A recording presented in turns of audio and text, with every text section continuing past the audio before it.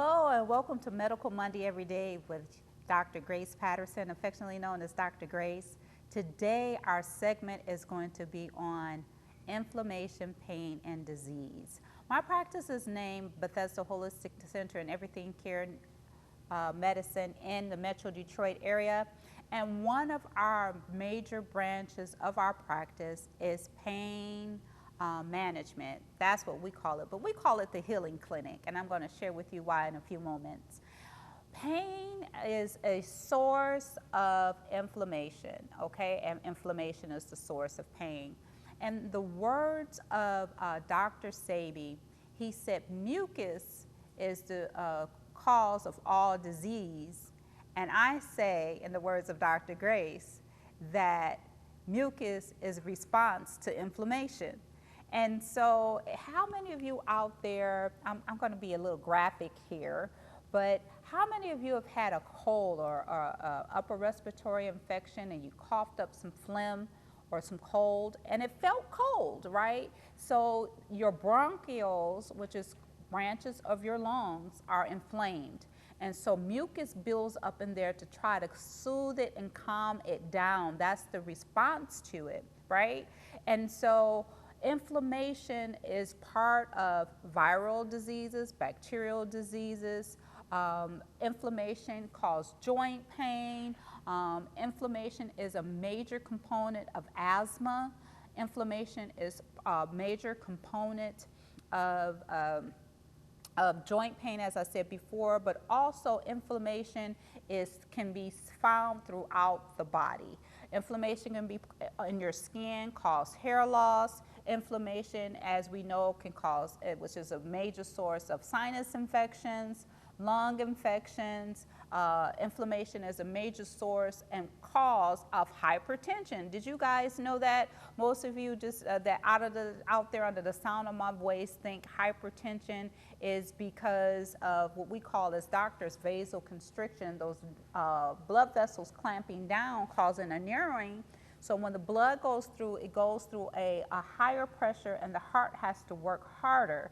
But there is an inflammation component as well that helps narrow those vessels, and that's the inflammation of the walls of those vessels. And so inflammation is also a part of that disease process, and it needs to be addressed. For you providers out there listening to me today, you know, we want to give hydrochlorothiazide, which is a water pill. We want to give calcium channel blockers. We want to give beta blockers, all which cause vasodilation of those vessels. But we forget sometimes the inflammation process in high blood pressure. And so that needs to be addressed as well. Also, inflammation is a major source of pain, and it can be triggered by emotional states too, and we're going to get to that in a moment. I don't want to get ahead of myself. But inflammation needs to be addressed. It's also a major component which causes strokes, causes dementia, memory loss. It's a whole lot of things. Inflammation is the root cause of disease in the body, and it needs to be talked about and it needs to be addressed. So one of the things in regards to pain management, or the body healing itself, we need to give it what it needs to combat inflammation. And one of the things, or number one tip that I want to give you, it doesn't cost you anything, and that is to drink more water. Can you see the running theme in our show? Nature, you're part of nature, and you definitely need to hydrate. If you're not hydrated, these inflammation increases. It makes you tired. It makes you sleepy. You don't get the lubrication that you need in your joints. And so water is very, very important. Get a pen or a paper, or get your cell phones or whatever, because I need you to write this down and take this tip number one. Because a lot of people say, well, Dr. Grace, I drink a lot of water. And I say, please put an amount to that. And a lot of people tell me, well, I drink like 2 to 3 bottles a day. What size is that bottle? Oh, the regular water bottle size. That's clearly not enough based upon your weight. So this is how much water you need to drink. whatever your weight is, I need you to divide that number by 2.2, okay? So if you weigh 100 pounds, I'm just putting it out there, you divide that by 2.2. And whatever that number is, that's how many ounces that you need to do. And then what you want to, if you want to quantify that and figure out how many bottles of water you want to drink a day, you need to divide that number again by 16.9, and that will give you an amount of bottles that you need to drink a day. Now, if you drink a different size water bottle, like a 20 ounce, then you would divide that number by that, and that's how many bottles of water you need to drink a day. And another thing that I get all the time too is, Dr. Grace, what do you think about alkaline water, right? And so this is my recommendation about alkaline water, is that it's what we call a pH. Your body's normal pH is 7.45. That's the normal pH for your body. And so alkaline waters are anywhere from that number all the way up to 10, depending on where, depending on the brand and where you get your water from. And so the best thing to do in drinking alkaline water, please write this down. This is tip number 2. Do not drink alkaline water when you eat. And people are like, well, why shouldn't I drink water when I eat? To be honest with you, you shouldn't be drinking any beverages while you eat, and I'm going to tell you why. Your tummy has a low pH, which is acidic, right? Anywhere from 2 to 3, what you call pH. It's created that way to digest your food and kill bacteria. And so when you drink alkaline water, when you eat, you bring in that pH up. And when you bring that pH up, you're not getting the digestion of the food or the killing of the bacteria that could be in the food that you would like to have, because you're drinking alkaline water. So then people say, well, Dr. Grace, when shall I drink my alkaline water? Anywhere 1 to 2 hours before eating, or 1 to 2 hours after eating. What I do with my alkaline water, how I do my alkaline water, I drink it before I go to bed, because I don't eat after 7. So my tummy is empty, or when I first wake up in the morning. That is the best time to drink your alkaline water, preferably at room temperature. And so hydration combats inflammation on a high scale, because now you're hydrated, which keeps the inflammation down, okay? And so it is very, very important that you understand that. Now, one of the things that we talk about combating inflammation, there is a model at Bethesda Holistic Center through our pain management, and that model is, if you eat bad, you feel bad. If you eat good, you feel good. Simple as that. There's no in between. And so we did a show on energy, the same thing. The food that you eat gives you that energy that you need. So whatever food choices that you make is either giving you energy, giving you life, or make your energy go down and taken away from your life. Simple as that.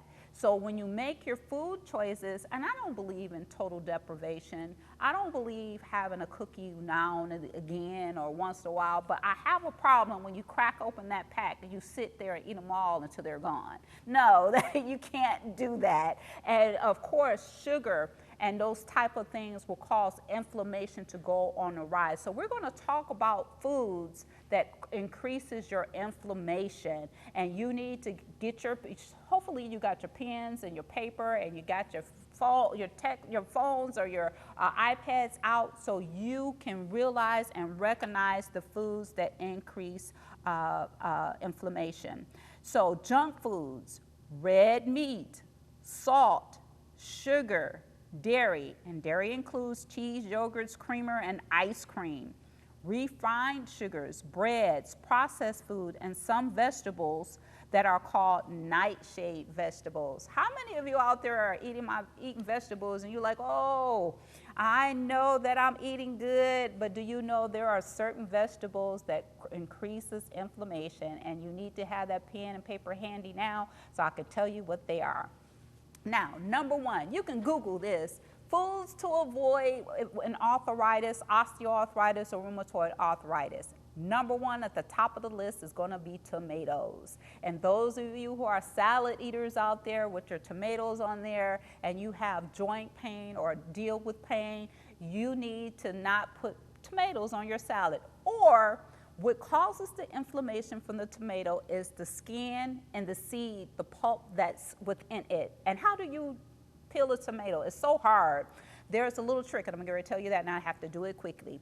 You boil some water, and after you add a boil, cut it off. You you put an X on the butt of the tomato, drop it in hot water for a few seconds, and then drop it in cool water, and it will begin to peel back for you. It's easy to take the skin off, cut it in half, get a spoon, and what I call depulp the tomato. Another thing, peppers. Bell peppers, yellow peppers, green peppers, orange peppers. I used to eat them by the bag, right out of the bag. Those are what we call nightshade vegetables that increase your inflammation. Along with that, eggplant. Oh my goodness, I was a vegetarian for 5 years and I loved eggplant, but then I noticed after I eat eggplant, I would be a little stiff, didn't understand why until I did further research. Another nightshade vegetable is white potatoes. Yes, white potatoes, even the red ones. I did some research on that. Red potatoes have more sugar than the brown skinned potatoes. So sugar is what increases inflammation, and your potatoes and your have a high sugar content in them. So these are what we call nightshade vegetables, and they need to be avoided. I also want to tell you about the red meat quickly. Doing my research on that, what causes the red meat to be inflammatory in the human body is the heme. And you're like, Dr. Grace, what is heme? It's hemoglobin. It's the blood that is in the meat. For those of you who like your meat rare, medium rare or rare, you're eating blood, your inflammation is probably off the charts because your body is reacting to a blood from something or another animal, right? Because even when we get blood transfusions, for those who believe in that, you have to make sure that the blood matches or you're going to have a reaction. The same thing happens when you eat meat.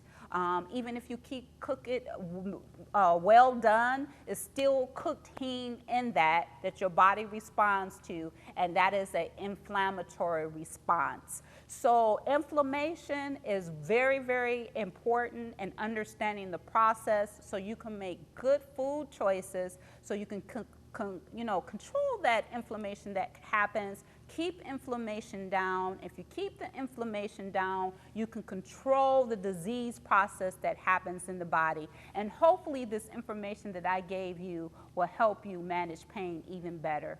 Thank you. Your Impact Network has gone mobile. Now we'll be there wherever you are, whenever you need us. Our brand new app allows you to stream our complete lineup of preaching, ministry, and music 24/7. All of your favorite programs in the palm of your hand and just a click away. Impact's app features our content schedule for quick and easy searching and a Bible reading plan so you never miss daily devotions. We also have a brand new video on demand section so you can enjoy what you want exactly when you want. Regardless of your circumstance, the Impact Network will provide the ministry programs desired. Our goal is to have a positive impact on you and the lives of others. We also have an easy-to-use support button, allowing you to donate quickly, partnering with us as we preach the gospel around the world. Your Impact Network is now available in the App Store on all mobile platforms. Download it today and tell your friends. Welcome back to the next segment of Inflammation Pain with Medical Monday Every Day with moi, Dr. Grace Patterson, Managing Owner of Bethesda Holistic Center and Everything New Medical Care Services. So we're going to go into your thinking and your thoughts, your mindset in regards to pain management. Did you know that your thinking and your thoughts play a major role in how you feel? Your mood is how you feel emotionally, and in the brain, the area we process emotions is the same area where we perceive pain.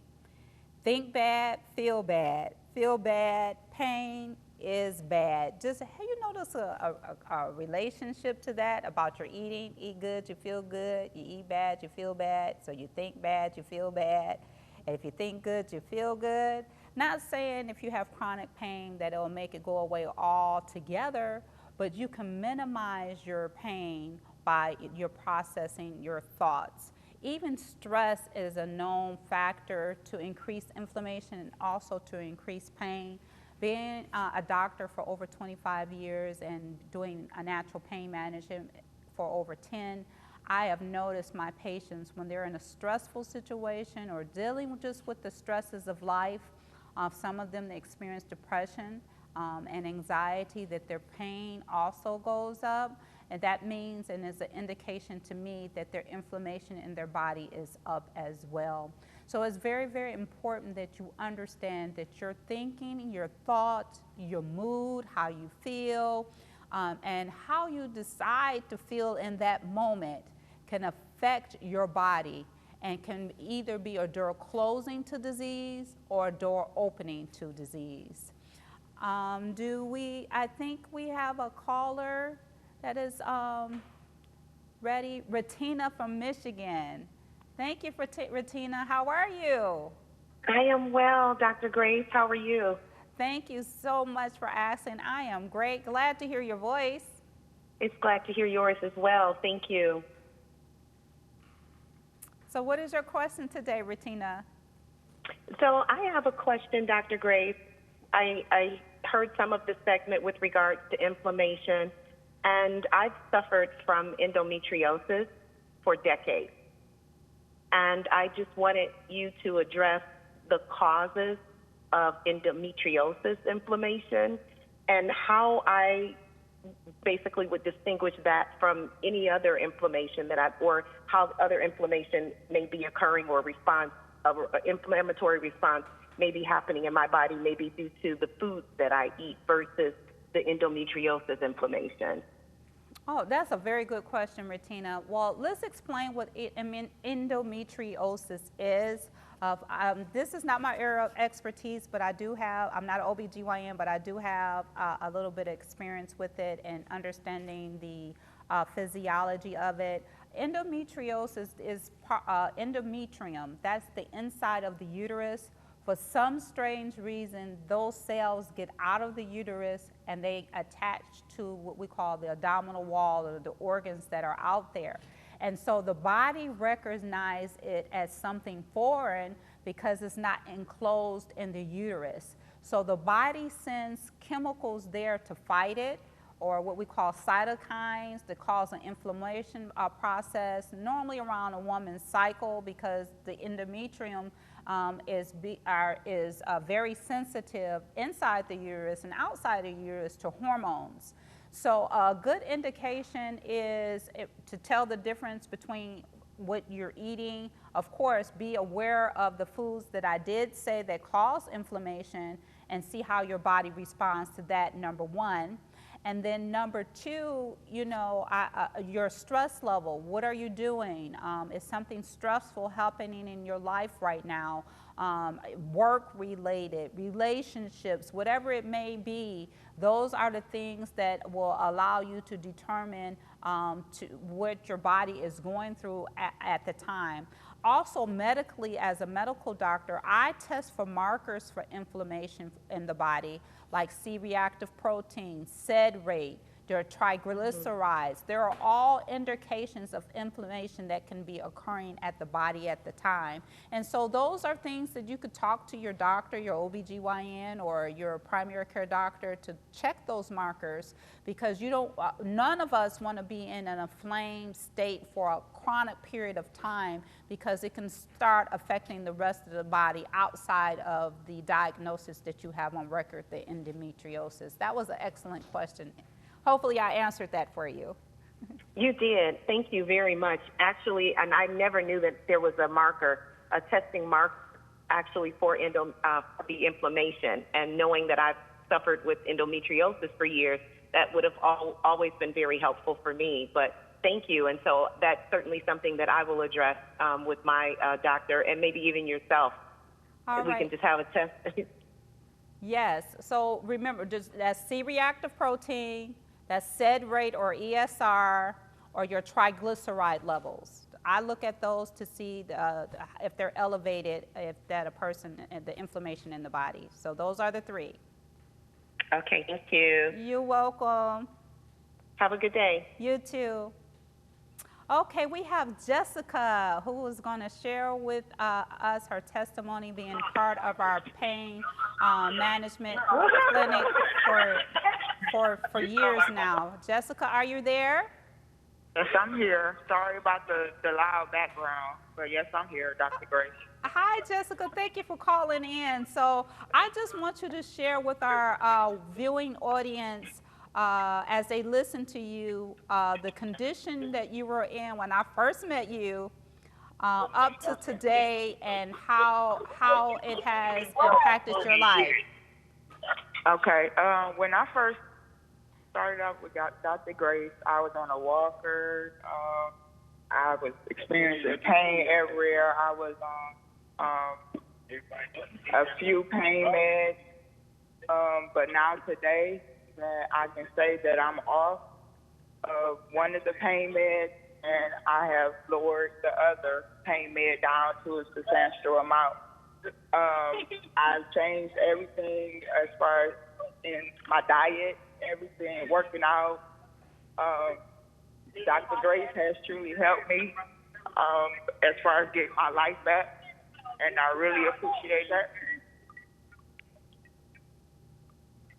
Well, thank you, Jessica. If you had to pick, Jessica, if you had to pick out one food that you decided to get rid of, that you saw a change in your pain levels, what would that be? Sugar. Sugar? Yes. Yes. I used to eat a whole lot of sugar, mainly like candy, anything sweet. That was me. I can say today I'm not on any sugar. My pain level is down substantially, and it's all because of Dr. Grace helping me get to where I need to be as far as in my health. Well, thank you, Jessica, for sharing. We appreciate you calling in. I understand that you're dealing with a little bit of stress in your life right now. Our condolences to you and your loss of your grandmother. Thank you for taking time out of your time spending with your family to call in. That means a lot to me. Thank you so much. No problem. Anytime, Dr. Grace. All right. Thank you. So you guys heard it for yourself from a patient. She said when I first met her, she's a young woman. I think she's in her 40s. When I first met her, she was on a walker. She had a feeding tube. She could barely walk. She was on 2 pain medications, was in the opiate family. And so she said she's off one, she's lowered another by adhering to what we have to offer through our practice. So it's very, very important that you understand that inflammation can be managed by the choices that you make every day in your life. Remember, eat good, eat bad, feel bad.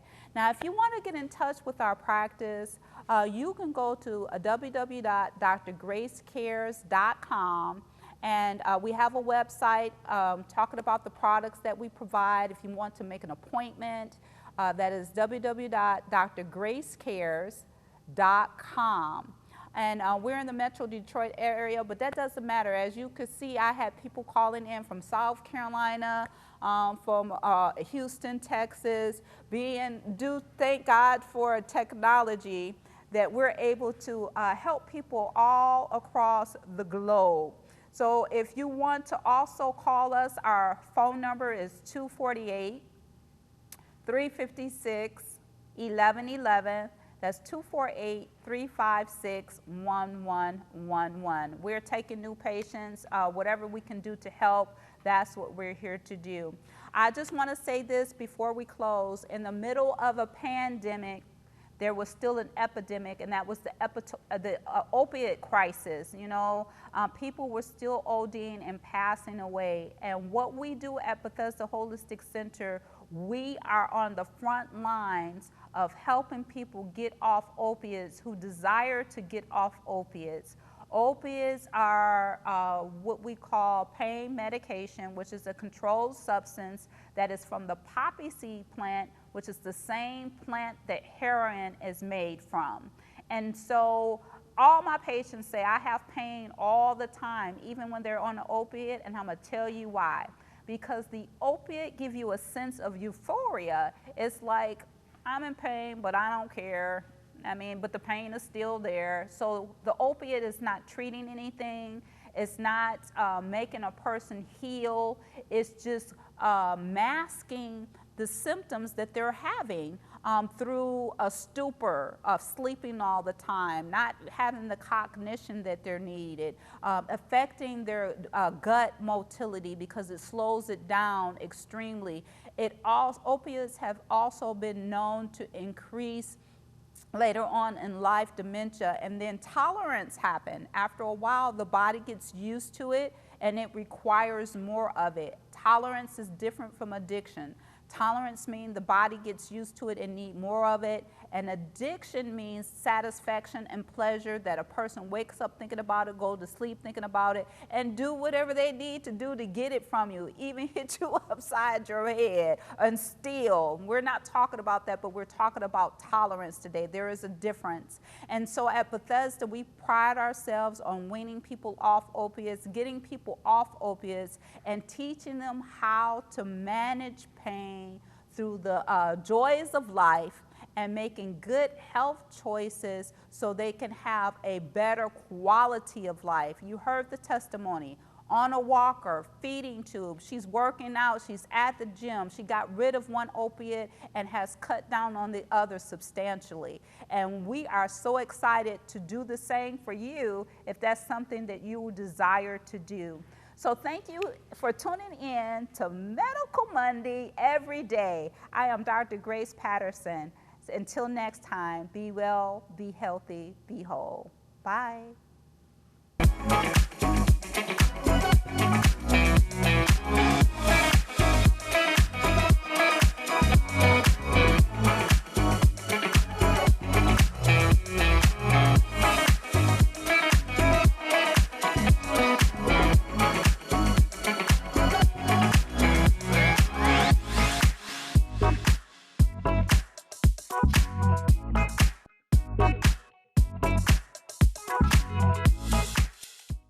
Your Impact Network has gone mobile.